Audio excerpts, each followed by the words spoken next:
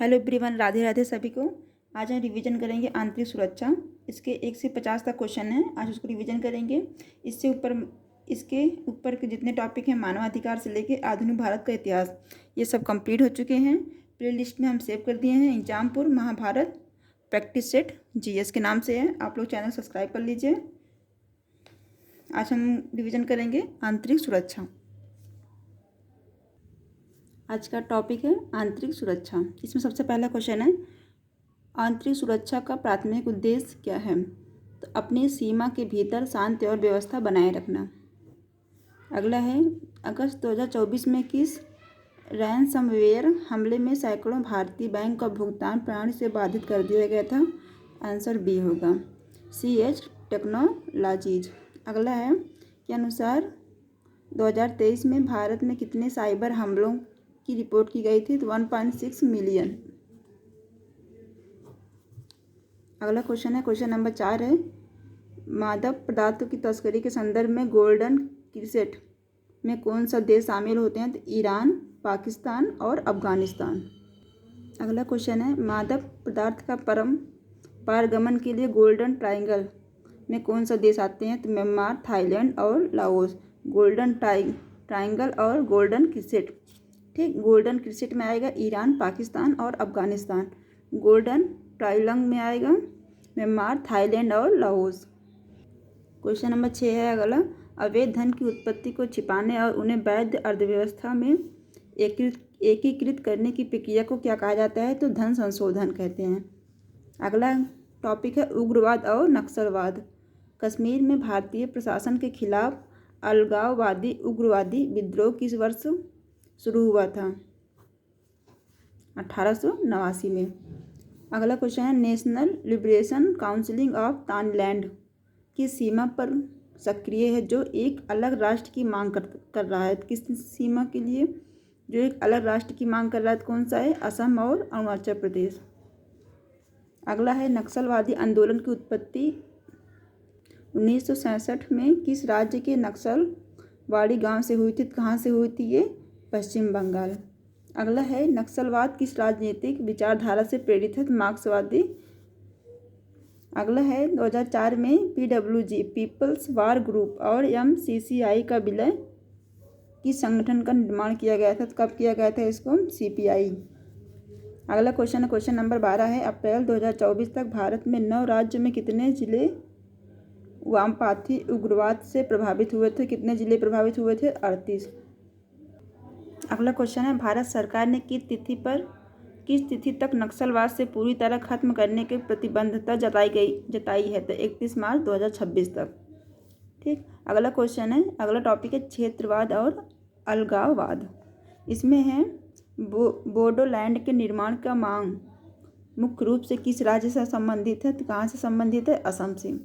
अगला है, जातीय गोरखा नेपाली लोगों द्वारा गोरखा लैंड की मांग किस राज्य में की जाती है? तो कहाँ की जाती है? पश्चिम बंगाल। क्वेश्चन नंबर 16 है, उत्तराखंड, झारखंड, छत्तीसगढ़ और तेलंगाना का गठन किसका उदाहरण है? किसका उदाहरण है ये? क्षेत्रवाद का, ठीक, इसका है क्षेत्रवाद। अगला क्वेश्चन है, national socialist council of Nagaland किस प्रकार की सुरक्षा खतरे का उदाहरण होता है? तो किस होता है? क्षेत्रवाद के चरम आयाम। अगला है, टॉपिक है, सुरक्षा संबंधित कानूनी ढांचा। इसमें क्वेश्चन नंबर 18 है, 7वें अनुसूची के तहत लोक व्यवस्था विषय का सूची का विषय है। कौन सा लोक व्यवस्था है? तो इसमें राज्य सूची का विषय है ये। अगला है, आपराधिक विधि एवं आपराधिक प्रक्रिया 7वीं अनुसूची की सूची के अंतर्गत आते हैं? तो ये समवर्ती सूची के अंतर्गत आते हैं। इसमें राज्य प्लस केंद्र दोनों आते हैं। अगला है, क्वेश्चन नंबर 20 है, गैर कानूनी गतिविधियां रोकथाम अधिनियम UAPA लागू कब किया गया था? क्वेश्चन नंबर 21 है, UAPA की धारा 6 के तहत न्यायाधिकरण पुष्टि एक बार से अधिकतम कितने समय के लिए मान्य होगी? तो 5 वर्ष। अगला है, UAPA की धारा 10 के अनुसार बिना हथियारों को किसी अन्य संगठन का सदस्य होने पर अधिकतम कितनी सजा हो सकती है? 2 वर्ष का कारावास प्लस जुर्माना। अगला है, क्वेश्चन नंबर 23 है, सशस्त्र बल अधिनियम पहली किस वर्ष अधिनियम में पारित हुआ था? तो 1958 में। के तहत सैन्य कर्मियों को अशांत क्षेत्रों में कौन अधिकार प्राप्त होता था? इसमें बिना वारंट की गिरफ्तारी और तलाशी, बल प्रयोग और गोली चलाने की शक्ति भी, अभियोजन में छूट। इसमें क्या होगा? उपयोग सभी। अगला टॉपिक है गृह मंत्रालय एवं सुरक्षा मंत्रालय से। इसमें है क्वेश्चन नंबर 25 है, भारत में प्रत्येक राज्य में कानून व्यवस्था, शांति और आंतरिक सुरक्षा सुनिश्चित करने में सहायता करने वाला प्रमुख मंत्रालय कौन है? गृह मंत्रालय। ठीक, इसमें क्या है? शांति, घर के अंदर तो गृह मंत्रालय, घर के बाहर तो होगा शायद रक्षा मंत्रालय, बाह्य कार्य के लिए रक्षा मंत्रालय और गृह कार्य के लिए घर के। अगला है गृह मंत्रालय के अंतर्गत केंद्रीय अर्धसैनिक बलों की कुल कितनी संख्या होती है? 7। किस बल को पूर्वोत्तर लोगों को मित्र के रूप में जाना जाता है? किसको जाना जाता है? असम राइफल्स। भारत म्यांमार सीमा की सुरक्षा कौन सा सुरक्षा बल करता है? तो असम राइफल, भारत और म्यांमार। अगला है सीमा सुरक्षा बल बीएसएफ की स्थापना 1965 में किन सीमाओं की सुरक्षा के लिए की गई थी? कब की गई? किन सीमा की सुरक्षा के लिए गई थी? भारत पाकिस्तान और भारत बांग्लादेश। अगला है क्वेश्चन नंबर 30 है, बीएसएफ सीमा सुरक्षा बल का आदर्श वाक्य क्या था? जीवन पर्यंत कर्तव्य। ठीक, नक्सल विरोधी अभियानों में तैनात कोबरा बटालियन किस बल का हिस्सा होता है? सीआरपीएफ। अगला है हवाई अड्डों और समुद्री मार्गों जैसे महत्वपूर्ण बुनियादी ढांचों को सुरक्षा कौन सा बल प्रदान करता है? तो सीआईएसएफ। ठीक, क्वेश्चन नंबर 33 है, 16 अक्टूबर 1884 में ऑपरेशन ब्लू स्टार के बाद आतंकवादी गतिविधियों से निपटाने के लिए बल की स्थापना की गई थी? एनएसजी। क्वेश्चन नंबर 34 है, भारत चीन युद्ध के तुरंत बाद 1962 में किस विशेष पर्वतीय बल की स्थापना की थी? तो आईटीबीपी। सैन्य दृष्टा कम निष्ठा किस बल का आदर्श वाक्य होता है? तो आईटीबीपी। ठीक, बीएसएफ का भी बताए थे, बीएसएफ का। अगला है भारत नेपाल सीमा की सुरक्षा की जिम्मेदारी किस बल की है? तो किस बल की है? भारत नेपाल चीन, बीएसएफ की है। अगला टॉपिक है प्रमुख जांच और खुफिया एजेंसी। इसमें है, आरती शुरू हो गई मंदिर पे। इसमें है मुंबई आतंकवादी हमलों के बाद 2008 में आतंकवाद निरोधी प्राथमिक एजेंसी के रूप में किसकी स्थापना की गई थी? इसका आंसर है राष्ट्रीय जांच एजेंसी। अगला है क्या एनआईए को राज्य की सीमा के पार मामलों की जांच के लिए राज्य सरकार की अनुमति की आवश्यकता होती है? हाँ या नहीं? तो नहीं।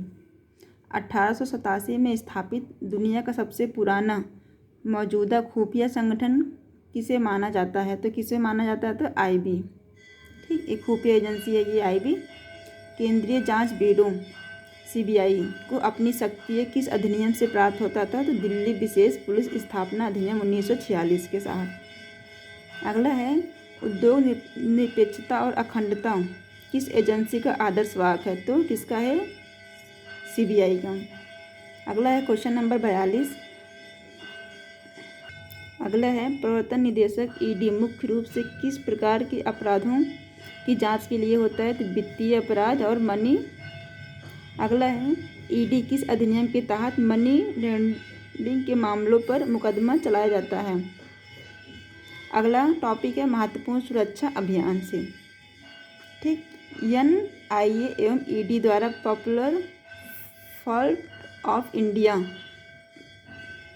पीएफआई के विरुद्ध टेंडर फंडिंग के लिए कौन सा अभियान चलाया गया था? Operation octopus. ठीक, क्वेश्चन नंबर 45 है, सीबीआई ने ड्रग नेटवर्क को ख़त्म करने के लिए कौन सा अभियान किया था? कौन सा अभियान किया था? क्वेश्चन नंबर 45 का एक बार चेक कर लेते हैं। 45 का सी होगा ऑपरेशन गरुड़। ठीक, रेलवे सुरक्षा बल आरपीएफ द्वारा महिलाओं तथा बच्चों की तस्करी से बचाने के लिए कौन सा अभियान चलाया गया था? ऑपरेशन आहट। ये इम्पोर्टेंट है। ऑपरेशन सर्द हवा घने कुहासे में घुसपैठ रोकने के लिए किस सुरक्षा बल द्वारा चलाया गया था? तो किस सीमा सुरक्षा बल। ठीक है। आंध्र प्रदेश सरकार द्वारा भंग की खेती और आपूर्ति को समाप्त करने हेतु कौन सा अभियान चलाया गया था? तो इसमें होगा ऑपरेशन परिवर्तन। ठीक है। क्वेश्चन नंबर 49 है, ऑपरेशन मेघ चक्र का उद्देश्य क्या है जिसे सीबीआई ने शुरू किया था? क्या होगा? चाइल्ड फोनोग्राफी सर्कुलेट करने वाले का पता लगाना। अब अगला है ऑपरेशन ग्रीन हार्ट, सीआरपीएफ और राज्य पुलिस के बीच एक संयुक्त अभियान था, किससे संबंधित था? तो नक्सल विरोधी अभियान था। ठीक है। तो ये है 1 से लेकर 50 तक के आंसर हैं। जो क्वेश्चन आप लोग को डाउट लगे यहाँ से आंसर मिला लीजिएगा। ये है 50 तक क्वेश्चन कंप्लीट हो गया। आज हम फास्ट रिवीजन नहीं किए हैं, बहुत आराम से रिवीजन किए हैं। आप लोग पढ़ लीजिएगा। वीडियो पसंद आए तो लाइक शेयर सब्सक्राइब कर लीजिए। Thank you, bye bye.